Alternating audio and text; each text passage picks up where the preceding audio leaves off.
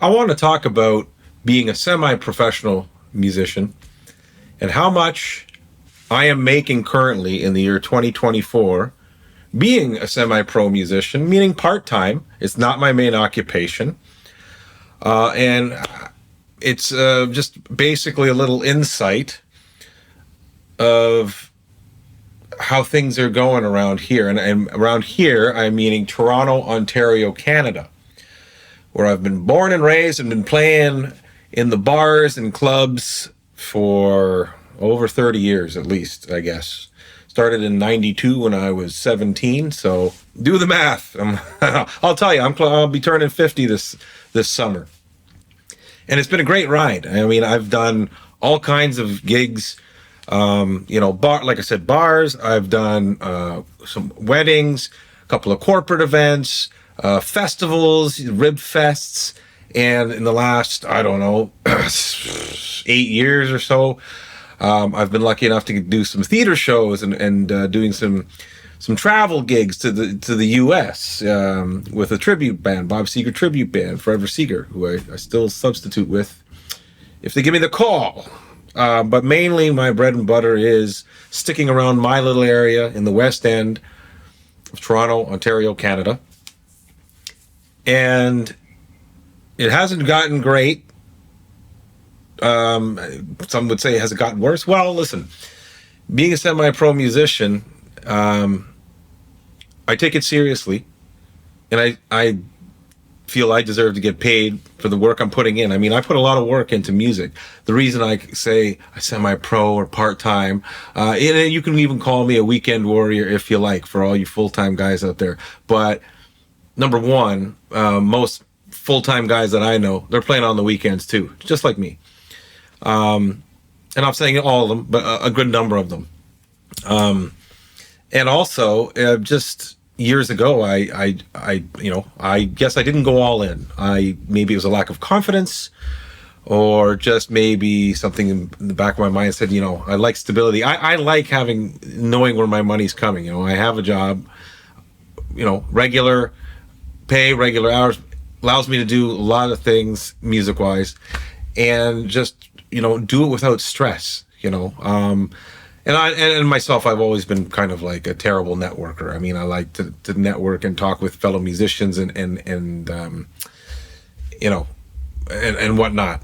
But, to get into the business, you really got to put yourself out there, spend a lot of time networking, meeting all kinds of people, not just musicians, like booking agents and promoters, venues, the bars, and people in the industry who can help you get your way up there. If you want to make it your goal. Do I think you could be a full-time musician in Toronto? Sure you can.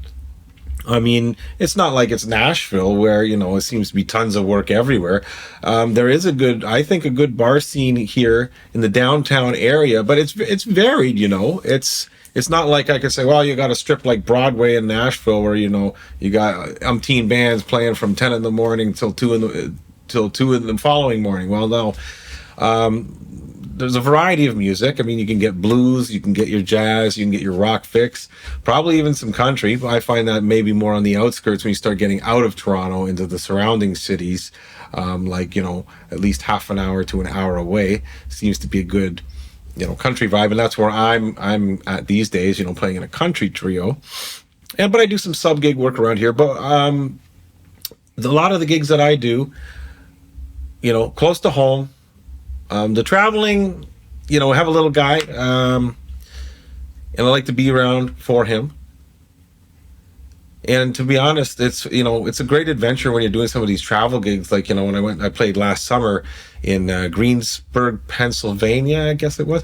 It was a great experience, and to go see that part of of America and driving through New York State, and then it's great, but I'm older. I'm tired. It was like to get through the customs was okay. It was fine. I mean, I had the work order and all that, but it's just, being in the car was like almost basically like a 7-hour one-way trip, and to go and then basically show up, load in, hurry up and wait, right? Because you're doing sound check.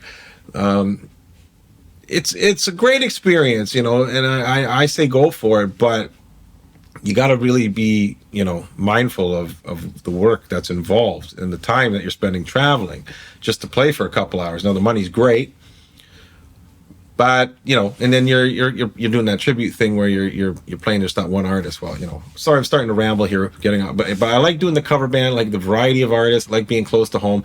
But it's the money. Now, getting to the money, can you make it's a nice part-time income for me. I'm not gonna lie. Like if I stopped doing this, I would notice a drop in my bank account. But again, I work hard, practice, I learn the songs, I take it seriously as if I was doing this full time. I mean, it's music. I'm not playing for chicken wings and beer. No. Okay. I've put a lot of time and study in my formative years. I took piano for 10 years and did up here, like in the Royal Conservatory program and grade 2 theory with honors, first class honors, blah, blah, blah. Who cares, right? About that stuff. But I still take music seriously. So the fact that I don't have it as my main source of income, I don't think it should lower your credibility or eligibility to play gigs around here, But that being said, the reality is, the bigger the band, and this goes with any city, I'm sure, like the less to pay, right? So we're doing pretty good. We're what is it, the 30th anniversary or the 40th anniversary of the $100 gig? Well, up here in Canada, in my trio, we're getting, I'm going to say on average, lately, we're getting to 125, 150 Canadian. So that, for US, that's just over $100, right? Because the $100 gig, I still get those. And that's when I seem to play in four piece or more. When I sub in with 4-piece band, it's $100. So relative exchange rate for US, we're looking between $70 and $75. Okay. And the gas prices, as we know, at least around here, they've gone up significantly as of late. So these are factors of, why I want to stick with it for part-time. It would be nice to do this full-time if the money was viable and, you don't have to worry. Not saying that all full-time musicians worry. I'm sure that there are plenty out there doing it full-time for years.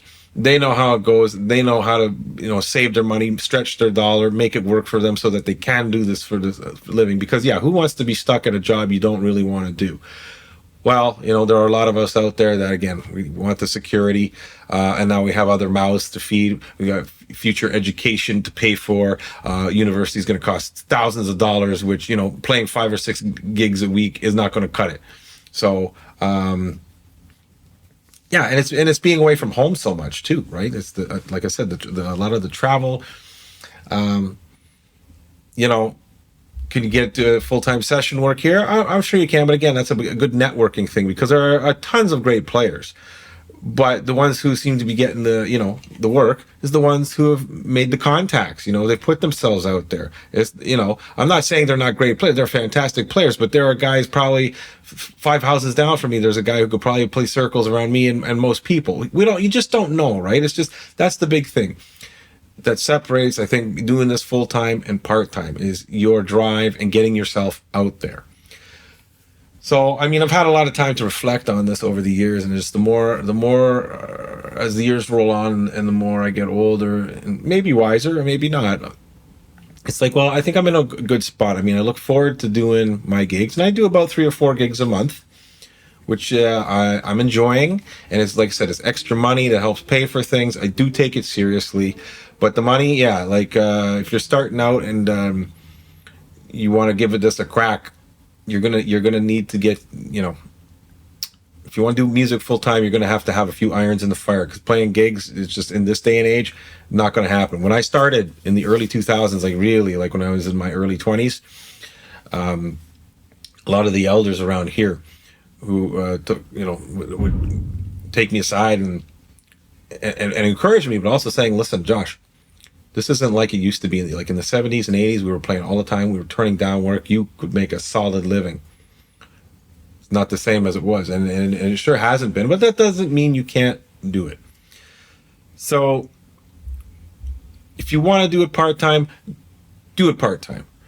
Enjoy the process. Take it seriously. And, because, there's nothing wrong with playing. Like if you want to play for, like I call it chicken wings and beer, there's a lot of camps that'll say, you know, that's you're undercutting and you're taking away work. Well, don't, you know, yeah, don't take away the work from those who take it really seriously. Like, you know, have your fun, take it seriously. But, you know, it is a job, right? And you know, don't sell yourself short. You know, if you're going to do it part-time or the weekend warrior, give it your best, man. It's just treat it, you know, treat it like a pro. All right, you're worth something, okay? And that's what I'm saying. So, and you know, maybe if we more bands had that mentality, you know, the part-time bands, maybe the money would increase. But you know, it's tough out there still. So, right? So I've been lucky. I've hustled for some gigs the last few years for my trio, and you know, you're back and forth, and the one thing about being a part-time musician, you know, is standing your ground too. Like, don't if you think the money's not enough, you can walk away. You could say no, you know. Whereas maybe I can't say, if it was full-time, you're like, well, okay, it's not, you know, you're only offering me $90 instead of $100, but it's like, I really need that $90. Like, again, do you, don't you? I'm sure it varies per person's situation, but you know, that's, again, like I said, the beauty of the part-time. It's like, no, I'm not playing for $80. I'm not playing for $70. No, I'm not playing for $9. No, I need this. And if this venue is not going to give it to me, then okay, well, I'll try somewhere else, right? Like, but you know, that's the beauty part of it is that you don't have the stress. So, I mean, you can make it an enjoyable part-time career in that regard. Okay, so leave some comments. Let me know what your situation is, what you think. You know, like, music's a great thing. It's a wonderful thing, and I'll be playing it regardless, even if it's just in my little home studio. But it's a great thing to do.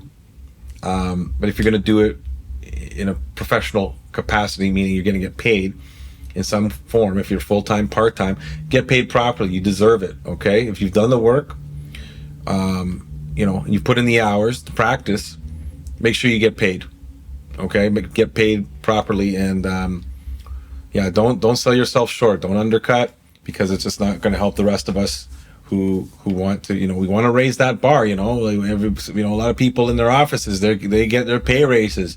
Well, you know, so should musicians. And on that note, why don't you check out this video?